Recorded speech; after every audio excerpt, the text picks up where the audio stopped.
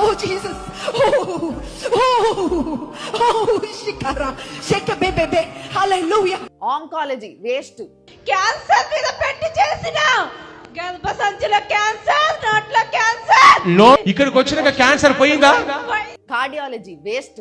Heart లో black ఉంది, stunt వేయాలని అనేసి డాక్టర్ చెప్పారు. మేము ప్రేయర్ లైన్ లో నిల్చొని మీకు ఫోటో చూపించి ఫోన్ లో ప్రేయర్ చేపించాము. డాక్టర్ గారు ఏం చెప్పారంటే స్టంట్ లేకుండానే అది క్యూర్ అయిపోయిందండి. Nephrology waste. ఇన్ఫెక్షన్, లివర్ లో ఇన్ఫెక్షన్. తాతగారి కొరకు ప్రార్థన చేశాను ఆ రోజు.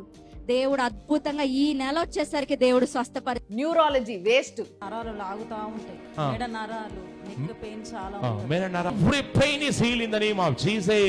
ఇప్పుడు మేడం ఎలా ఉందమ్మా? లేదండి, పెయిన్ లేదు. Rheumatology waste. Endocrinology waste. నువ్వు తీసుకోవాల్సిన పెయిన్ ని ఆయన తీసుకున్నాడు.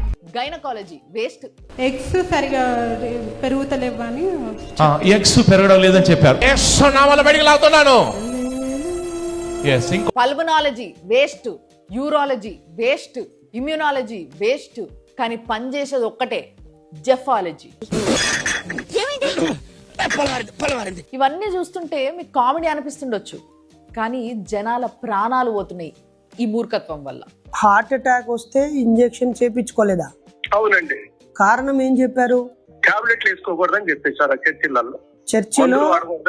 చూసిరుగా, ఇంజెక్షన్లు తీసుకోవద్దంట, టాబ్లెట్లు వాడొద్దంట. ఇట్లా ఒక్క జాగా కాదు, చాలా జాగాలలో ఇదే చెప్తున్నారంట. మరి ఆడికెందుకో ఈ మెడికల్ అసోసియేషన్స్, డాక్టర్లు పోయి ధర్నాలు చేస్తలేరు? నా భార్య కూడా 42 ఏళ్ళగా చచ్చిపోయిందండి, మెంటలు వచ్చేసి. నేను ఎర్రగడ్డ కూడా తిరిగానండి, ఎర్రగడ్డ హాస్పిటల్ కూడా తిరిగాను.